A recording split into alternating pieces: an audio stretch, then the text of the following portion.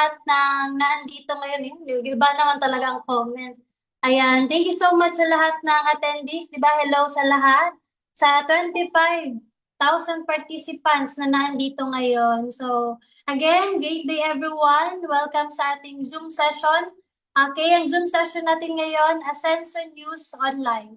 So, bago tayo mag-start, okay, habang inaantay pa natin, di ba? Alam ko, dadami pa yung participants natin. Check nga natin yung attendees natin natin. Meron pang kumakain, may mga nagluluto. Pero tingnan nyo, di ba? Kahit busy sila, still, naglaan sila ng time para makapag-attend sa ating Zoom event.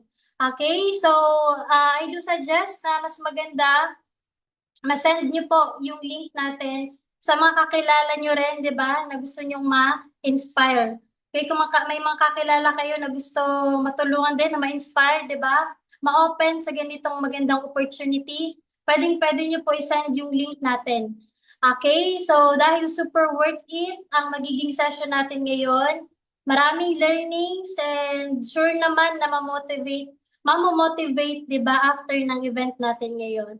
So, by the way, pakilala ko, baka makalimutan ko. Okay, I am Coach Irene Madrona, a former employee, former teacher, and full-time na po sa Digital Biz Academy. Okay, so ako po yung host nyo ngayong gabi sa ating session. Okay, so, ayan, nakapag-open ka naman lahat, double check natin lahat. Ayan, yung mga OFWs tayo na naandito ngayon. Ayun, so dito sa Ascension News Online, okay, ano nga ba yung event natin?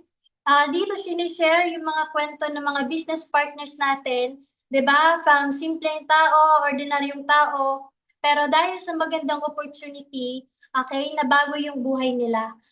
Okay, so since ready naman ang lahat, di ba? Marami na ang nagta-type. Okay, yung ating speaker ngayon, former construction worker, a Millionaires Club member, okay, a car achiever and travel qualifier. So let us all welcome, okay, I think ready naman na si Mentor. Okay, let us all welcome Mentor Rico Cayedong. Ayan.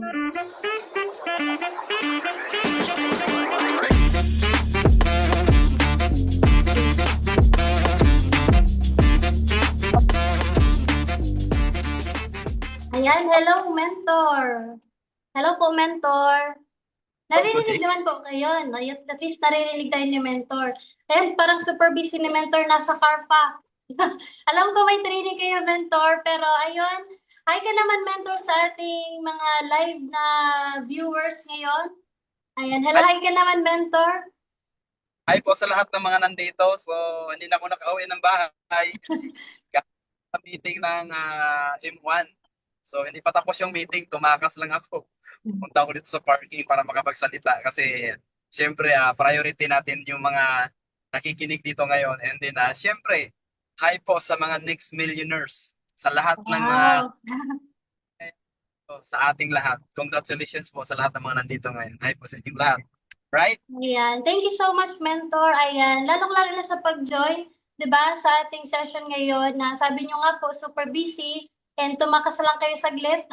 Okay, thank you so much and we are so very grateful kasi kahit super busy kayo, nagawa nyo pa rin po ng time, di ba, na ma-interview ngayong Zoom natin. Okay, ngayon, Mentor, since excited naman na lahat na mapakinggan yung kwento nyo na nakaka-inspire, imagine niyo from former, tama ba, Mentor, construction worker before? Ayun, pero ngayon, Millionaires Club member, car achiever, and travel qualifier. So, ibig sabihin, yan yung proof, Mentor, na walang imposible, diba, dito sa ating business opportunity. So, ngayon, Mentor, bago ko mag-proceed, ang magiging setup lang natin, Mentor, and interview type lang po siya. Parang casual talking lang, Mentor. Pero, after po ng Q&A na part, bibigyan po namin kayo ng time para mag-share screen ng slide nyo para at least mas makilala po namin kayo. Okay, Yes. ready ka naman na, Mentor? Ready Ready. ka na? Ayun. So, Mentor, ang first na question dito, okay, pwede nyo po bang i-share kung ano yung ginagawa mo bago ka nakapasok dito sa digital business? Alright. Hello po sa'yo. Hindi pala ako nagpakilala kanina. No? I am Rico kayo to. So before digital base, isa po akong construction worker, isang literal na empleyado dito sa Metro Manila. But before ako napadpad dito sa Metro Manila, isa po akong taga Mindanao. Okay, ang salita ko ay Bisaya. And then kumbaga ang talagang punta ko dito sa Metro Manila is para magbago yung buhay kasi bago naman ako naging construction worker dito sa Manila, isa po akong mag-aararo, tatanim ng mais at saka palay sa probinsya. Yung literal na mag-uuma sa amin tawag nun eh. Mag-farmers. Ano yung isa pa akong farmers. So, yun po yung life ko. Hindi na po ako nakapag-college kasi wala kaming pang financial, walang pambayad sa school, hindi rin tayo ganun katalino, di ba, sa school. Kaya, diretso trabaho na para makatulong sa pamilya. So, yun, before ako mapadpa dito, isa akong taga-bukid, taga-probinsya na nangangarap lang. Sana magbago ang buhay. Yun pa yung pangarap ko talaga dati dito. Dito, makipagsapalaran ako sa, kasi malay natin doon na dito natin makuha yung ating tawag nito, yung mimithi nating pangarap kasi hindi siya makukuha pag nasa probinsya talaga eh. So, dito ko sinubukan. Buti na lang, merong digital base. Ito rin yung isang daan na nakakatulong sa akin kung ano man ang meron ako ngayon.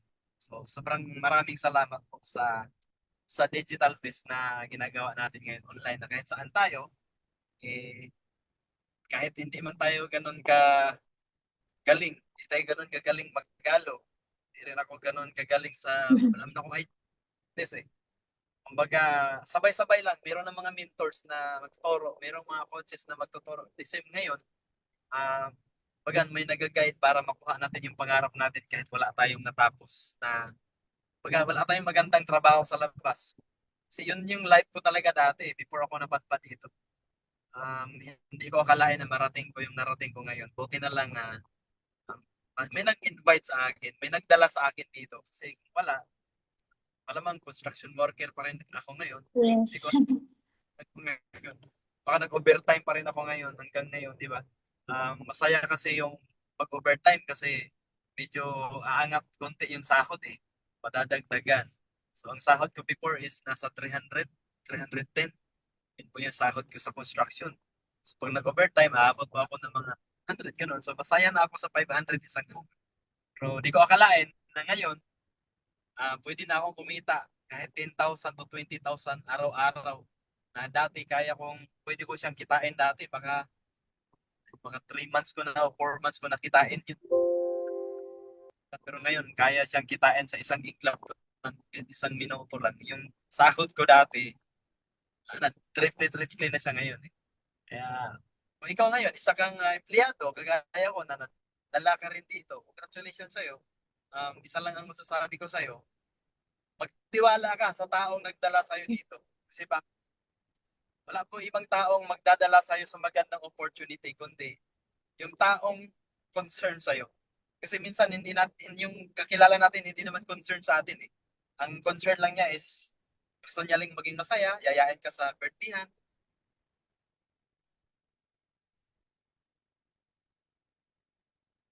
Parang nawala ka mentor. tatagay, or ano man. Pero hindi yun nakayaman.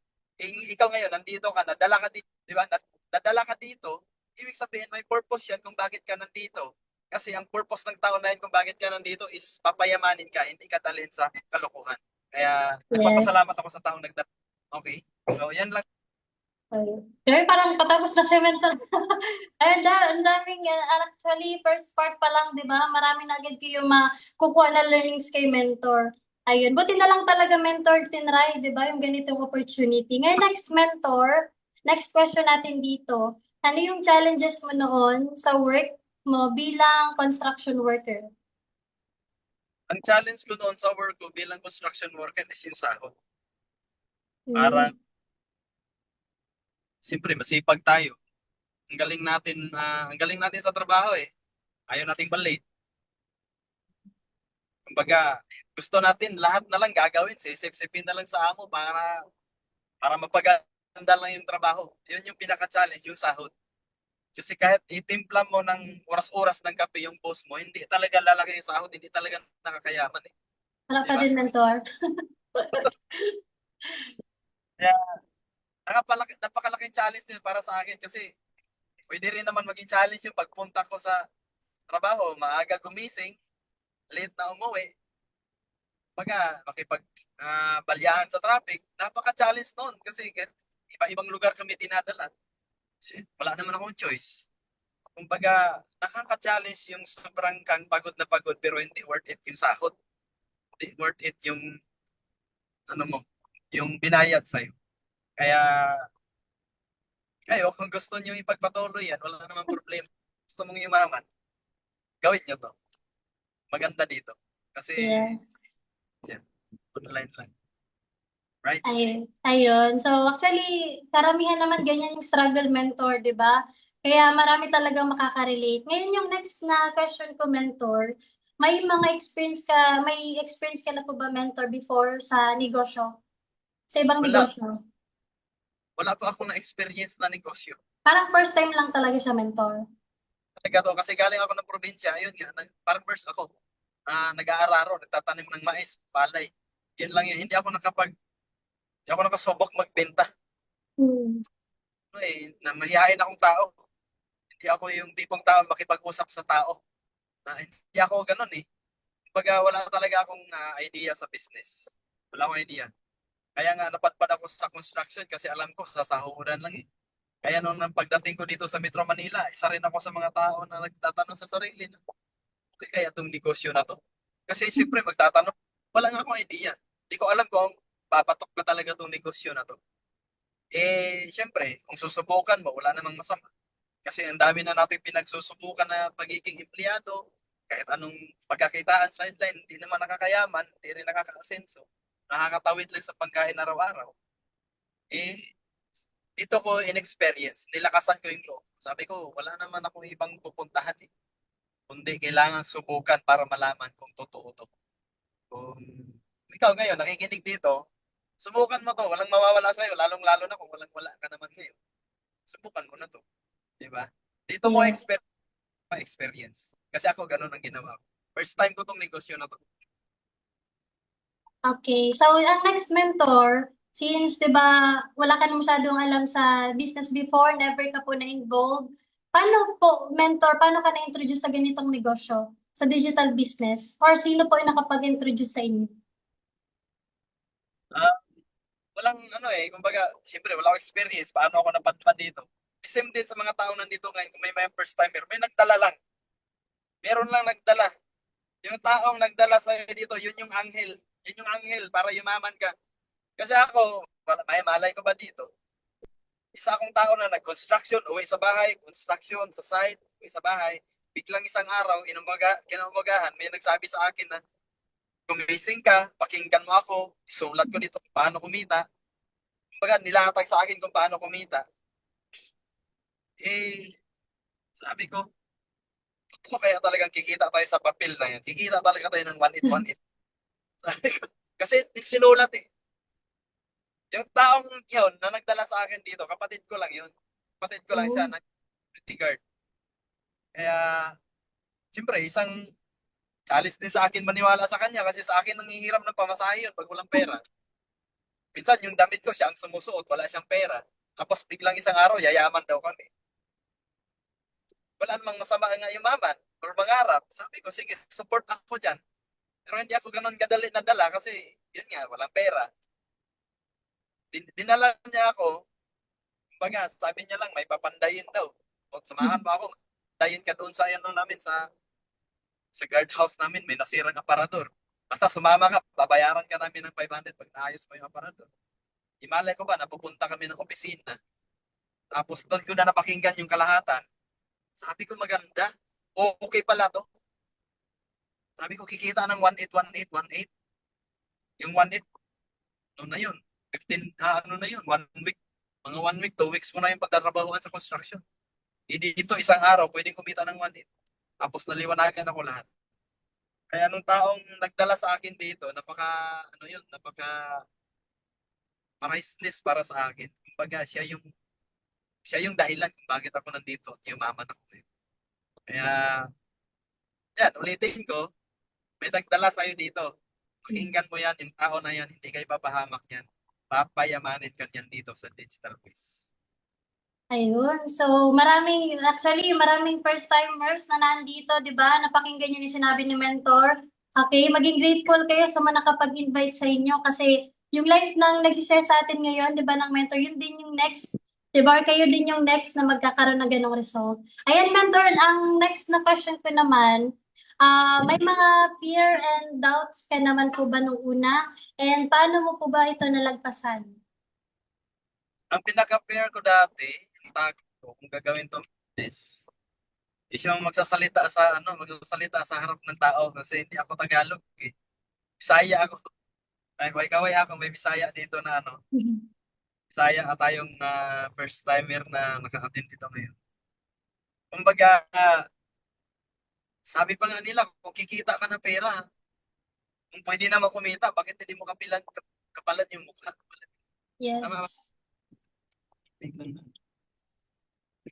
Salita yung isa. Yan, alright. Talagang kinapalan ko yung mukha ko. Ang pinakatakot ko talaga dito is magsasalita sa ganito. Yung magsasalita sa song. Magsalita Maraming sa tao. harap.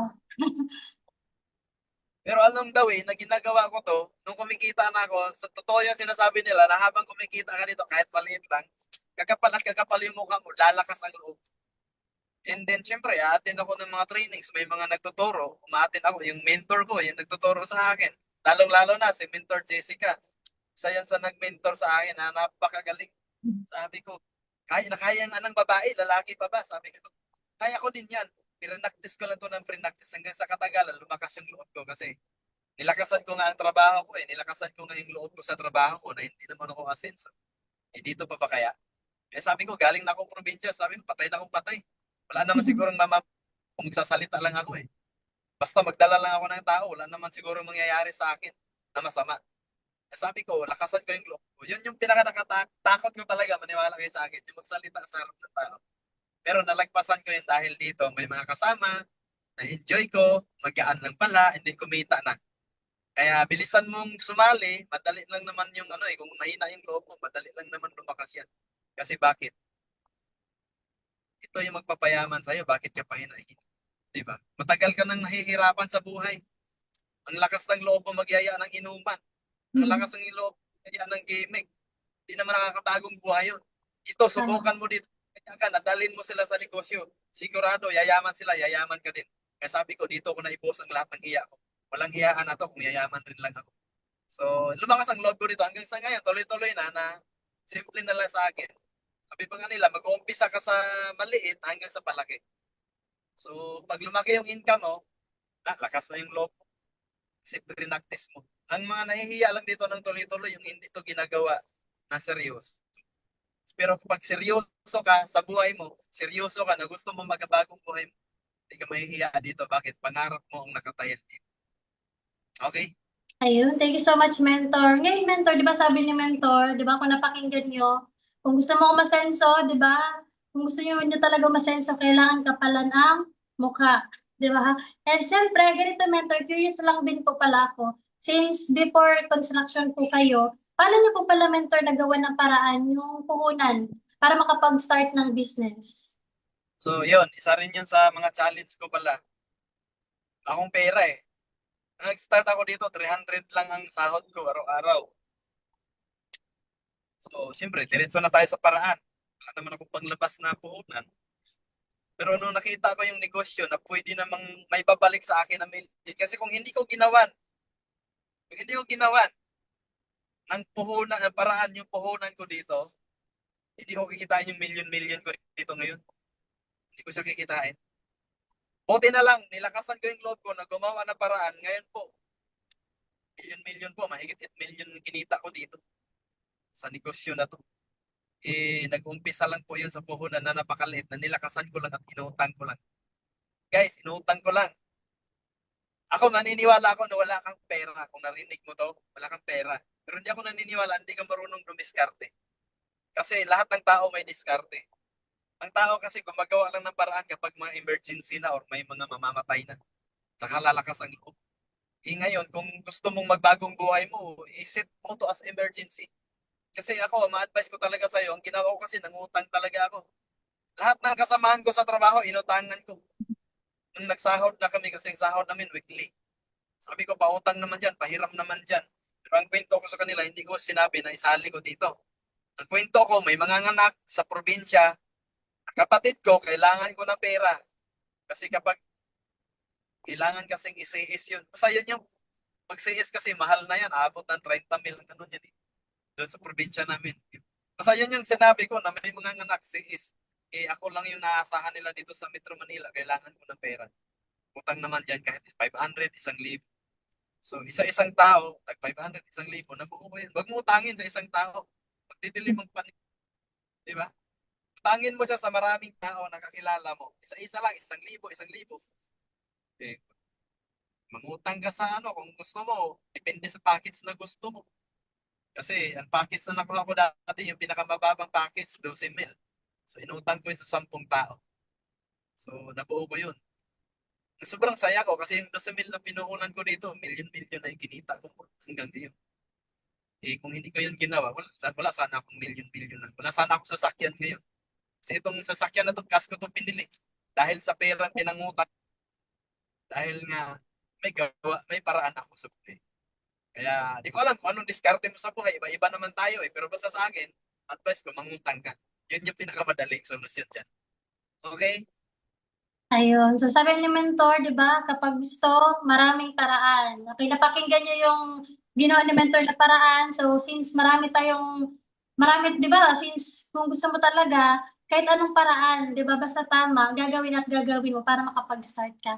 Ngayon, Mentor, pwede na po kayo, Mentor, makapag-share screen ng slide para at least mas makilala pa po namin kayo and makita namin yung mga achievements nyo po dito sa business. Alright. Ayan. Okay, Sige. since, ayan, habang nag-share ng screen si Mentor, okay, shoutout muna natin yung mga attendees na nandito. Ayun, nag-share na si Mentor.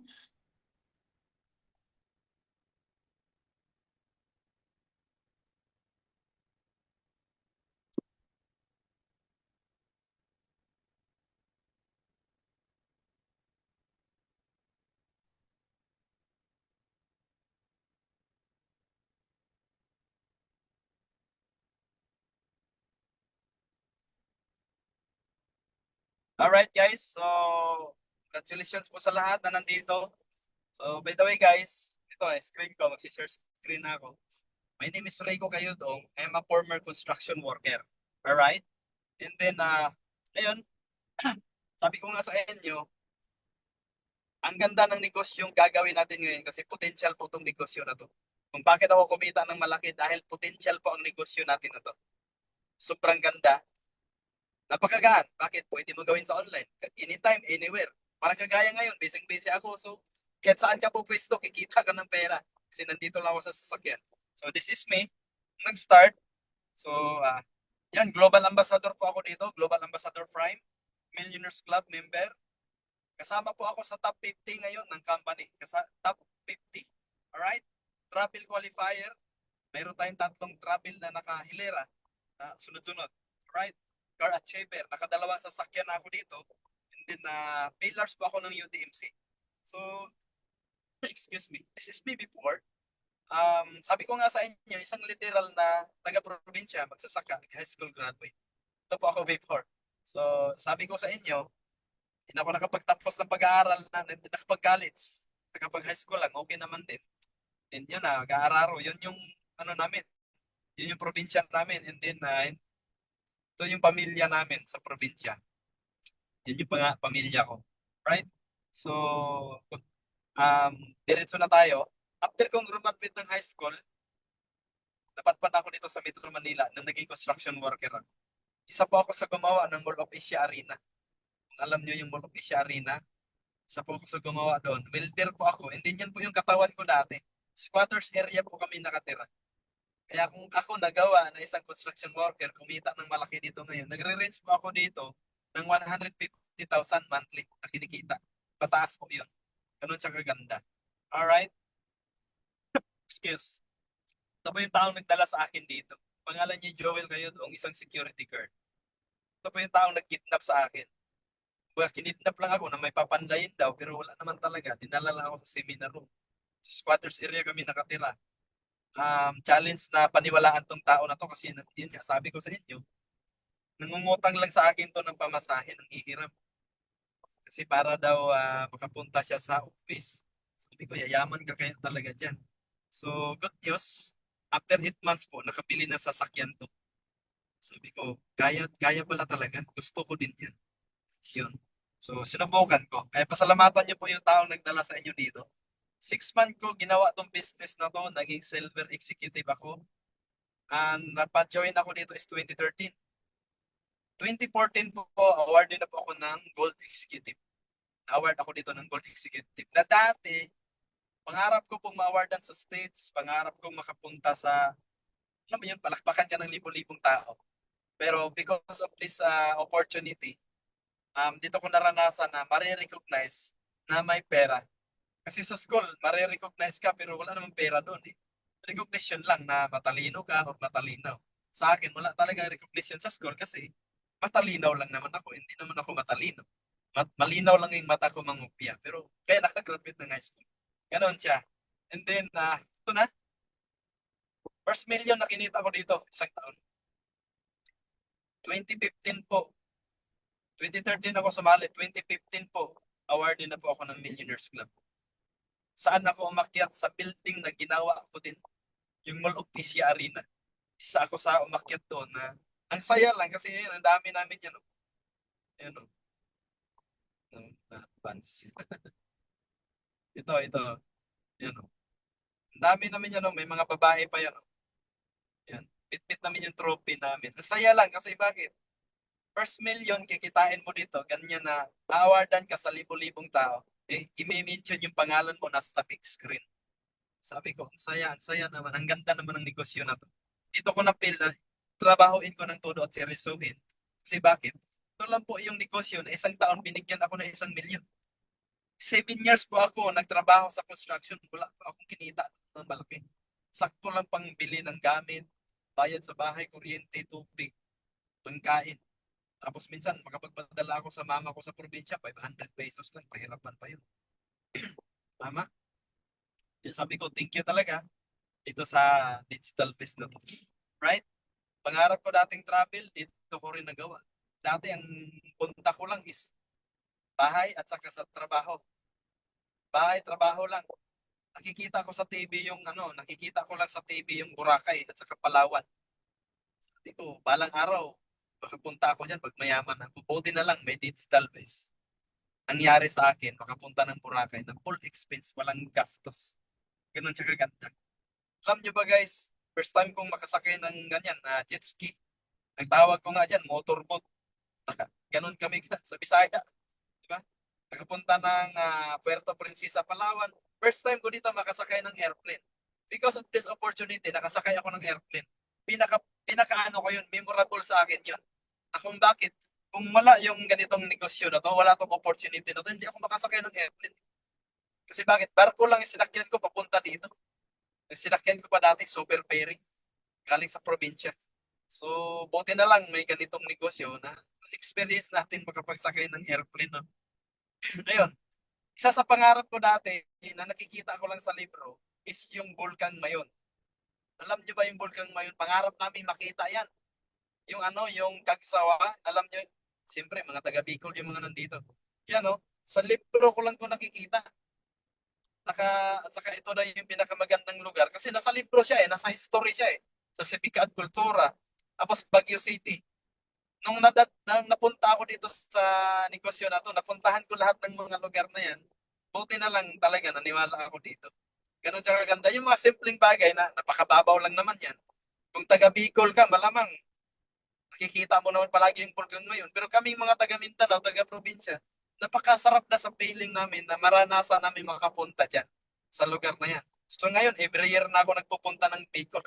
Kasi every year kaming, tawag nito, yung umuwi sa Bicol, sa probinsya ng asawa ko. Ganun siya. So, thank you, Digital Base. Then, ito, awardee ako ng Global Ambassador Prime. Ito po yung in-awardan tayo sa libo-libong tao ulit. Then, kasama si Doc Ed. Ganun kasarap dito sa negosyo na to. Then, yun, diretso ko. Ano po to? Pandemic po to. Pandemic days. Familiar po kayo sa pandemic? Walang labasan to, lockdown. Nasa bahay po kami dito sa Metro Manila ng 4 months. From August, September, October, November. Walang labasan to, 4 na po. ECQ to. 4 na buwan, walang labasan. Naipon po yung income ko sa account ko. Tapos po siya ng 602,000. So, na-encash ko siya nang wala ng lockdown. Guys, grabe po ang kinita ko dito. Nasa bahay lang po to, nakaupo lang kami sa bahay. Ganun siya kaganda. Kasi bakit? Ganito kadami po yung pera na yan. Dito ko na-experience na pwede palang kumita ng ganyan kadami na pera kahit nasa bahay ka lang. Kasi bakit? Online lang to eh. Paano kung wala pa tong online na to? Nung time na yun, pandemic, wala kaming trabaho. Walang construction nung time na yun. Saan ko kukuhanin yung pagkain ko? Aasa sana kami sa ayuda. Aasa sa bigay ng mga kung sinong may pera, maghihintay. Buti na lang may negosyong ganito kasi nga, kahit nasa bahay, sobrang dami pa rin kinita. Ganun siya kaganda. Alright? So, ayan, bumili ako ng sasakyan. Itong sasakyan na to, pangalawa sasakyan ko na to, pinili ko po to ng cash. Honda City. Napakasaya lang kasi kasama ko yung mother ko nung pinili ko to, nung pinorchase ko to. And then, syempre, nakaka-proud na isa kang construction worker. Hirap ka bumili ng motor. Kasi pangarap ko dati magkaroon ng motor papunta sa trabaho. Pero dahil sa negosyo na to, kotse po ang nabili, four wheels po ang nabili ng dating construction worker, high school graduate. Ganun siya kaganda. Then, yan ulit, awarding ulit, awards night. Nakasama po ako sa Gila Night, pang ilang beses na po ito, sobrang dami na po. Sa Okada, sa Soler. Pag sinabing Gila Night, kasama ka sa top 500 ng company, hindi ka po bumababa ng 100,000 na kinikita po. Pag makasama ka dito sa top 500 na to. So, ganun lang kasaya kasi bakit? I-recognize ka sa buong company, kasama ka sa Gila Night, pupostura ka ng sobrang pakagwapo at pinakamaganda. And then, ano lang, magpa-party-party lang.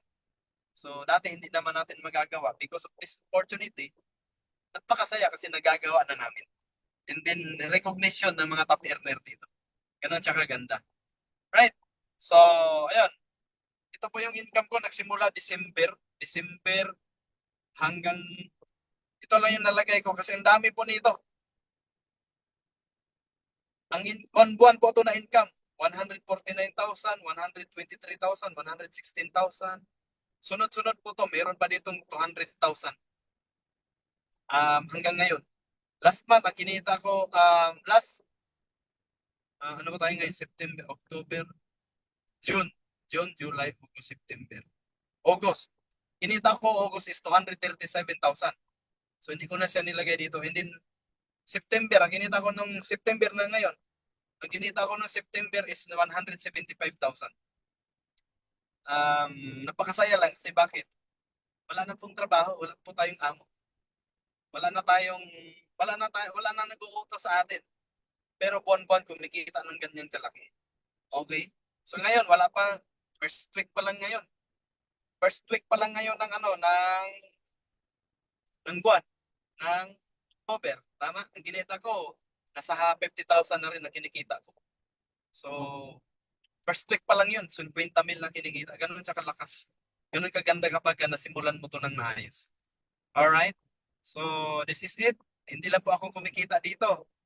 Sa buong team natin sa digital base, hindi lang po kami yung mga kumikita dito. Dami po.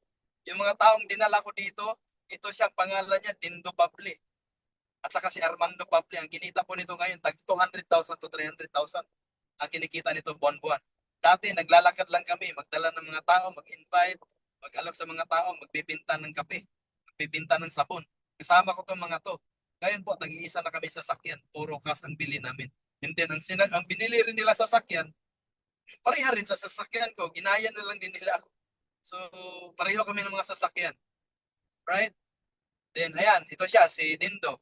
Laki din ang kinikita nito. Ang kinita nito, ngayon, ang kinita niya, ano ba tayo ngayon? October. Noong September, October. September at saka basta last 2 months, tag 300,000 ang kinita nito si Dindo Public. Ganun siya kalakas.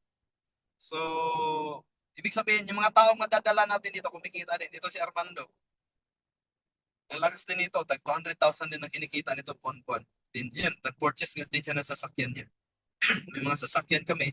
And then ako, from squatters area, ngayon nasa Oasis Condominium, meron po kami 2 unit sa Oasis Condominium na dati, pagpasok mo sa bahay namin, may madadaanan ka nag-inuman, minsan mga snatcher, ang dami, may mga addict pa.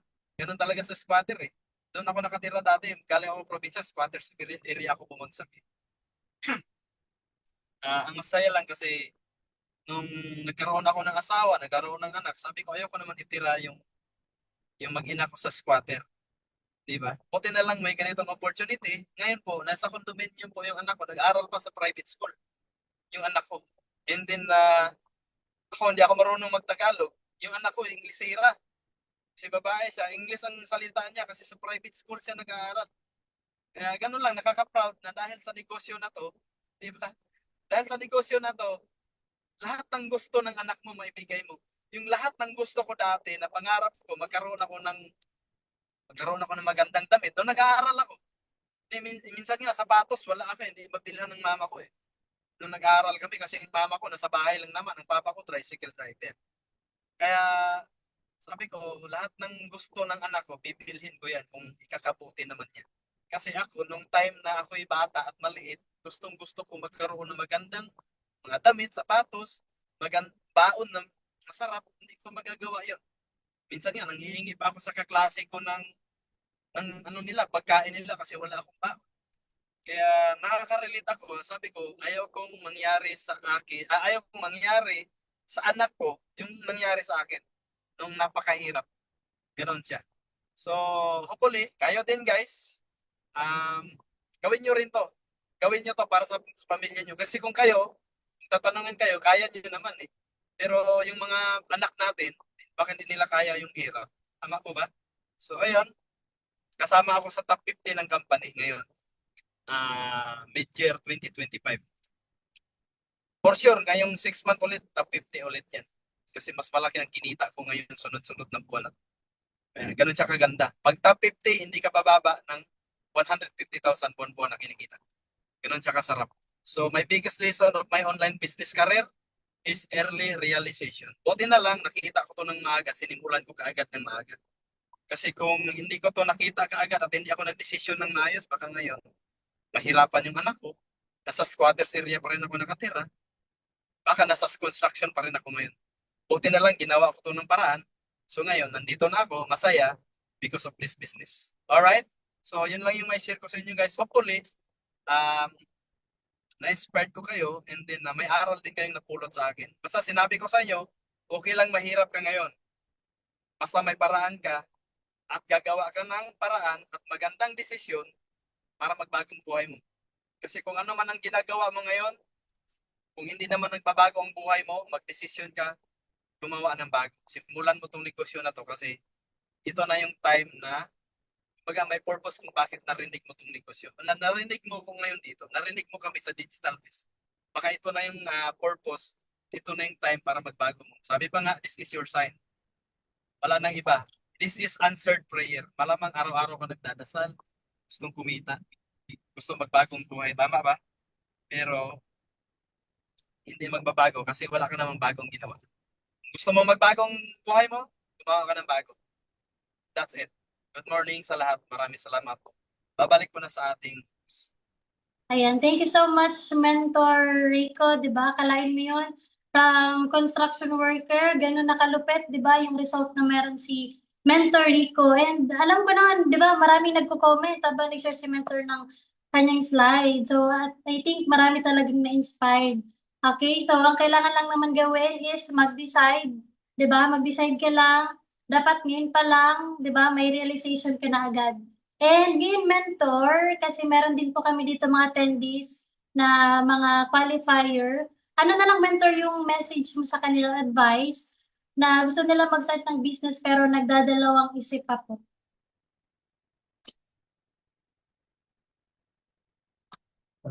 Walang sound po, mentor. Ang advice ko sa mga nagdadalawang isip, huwag po kayo magdalawang isip kasi isa lang po yung isip natin. Tama. Ako, diretso kasi ako magsalita. Huwag po kayo magdalawang isip kasi kung mayroong kumita sa kakaisip, nag-isip na lang asahan ako na nag-isip para kumita. Hmm. Nagkakaisip hanggang sa katagalan, mas stagnan ka, walang nangyayari. Tumaas ng edad mo, baon ka na pala sa utang, kakaisip. Tama po ba? Kaya kung gusto mo talaga to, magbago ang buhay mo, huwag ka na magduda-duda pa. Bakit? Mas kaduda-duda ang ginagawa mo ngayon na walang pagbabago. Diyan ka magduda.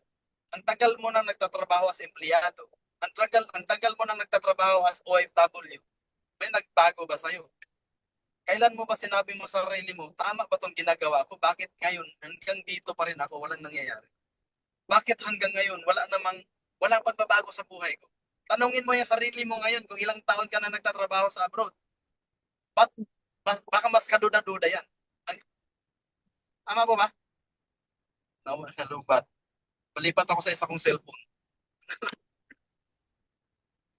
Alright. Ulit ako. Ayan. Sige po. Yan, lipat ako dito.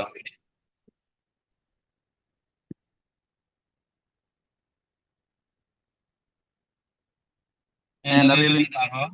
Yes po, mentor. Ayan. Ito na lang isang pa, ano,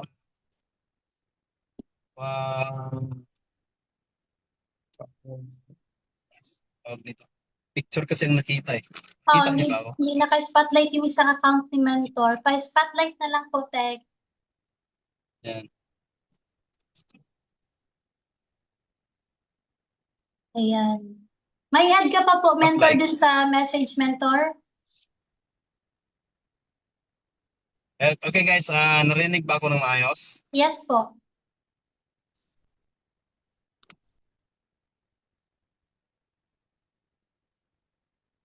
Loud and clear po ba? Yes po, mentor. Okay. So, saan na ba tayo? Huwag mong pagdudahan to. Kasi baka yung trabaho mo ngayon, mas kaduda-duda yan na walang nagbabago dyan. Tapos dito nagdududa Yes. ka na meron ng naging resulta dito. Kasi kami, hindi naman kami magpapakita ng resulta dito para lang iyabang. Pinakita namin tong resulta namin dito to prove na meron talaga nagbagong buhay dito. Kasi kung, sabi ko nga sa inyo, galing naman ako sa hirap ng buhay eh. Kung hindi ko to ginawa, kung nagduda ako dito, sasabihin ko sa iyo, baka nandun ako sa construction ngayon, nag-building pa rin ako. Nagbuhos pa rin ako ng semento, nagbuhat pa rin ako ng hollow blocks. Kaya sabi ko, doon ako nagduda. Sabi pa nga nila, magduda ka sa duda mo. Kasi kakaduda mo, baka yun yung nagpapahirap sa'yo. Kasi wala po ditong ano eh. Wala naman pong mali sa desisyon ng bawat tao. Depende lang kung saan ka papasok. Yung decision mo ngayon, napaka-crucial niyan. Sabi ko nga sa inyo, pumikit ka at imaginein mong mabuti, maganda ba ang kalagayan ng buhay ng pamilya mo ngayon? Pag pumikit ka ngayon at naiisip mo na baon ka sa utang, nandito ako sa abroad, wala pa rin akong pera, ilang beses na ako nangako sa anak ko na uuwi ako birthday, uuwi ako Pasko, pero wala pa rin, di ba? Ang anak mo, pwede mong padalhan ng pera yan, maging masaya yan. Oo, masaya yan, isang oras. Papakita mo yung laruan, meron kang pinabiling laruan, masaya yan. Pero pag pumunta na yan sa kwarto at matutulog niyan, hahanapin niyan yung yakap pa rin ng ina. Yakap mo pa din kung OFW ka. Magugulat ka pag uwi mo dito, hindi mo na yun mayakap kasi hindi ka pala niya kilala. Bakit? Ang tagal mo sa abroad, mas kilala niya pa yung lola niya. Mas kilala niya pa yung kapitbahay niya. Mas kilala niya pa yung yaya niya or yung nagbabantay sa kanya kaysa sa'yo. Ang masakit doon, anak mo siya, pero hindi kanya kilala. Kung OFW ka, yun yung totoo. Bakit? Hindi, ang pera kayang ipadala pero yung pagmamahal hindi mo kayang ipadama yan kung nasa malayo ka.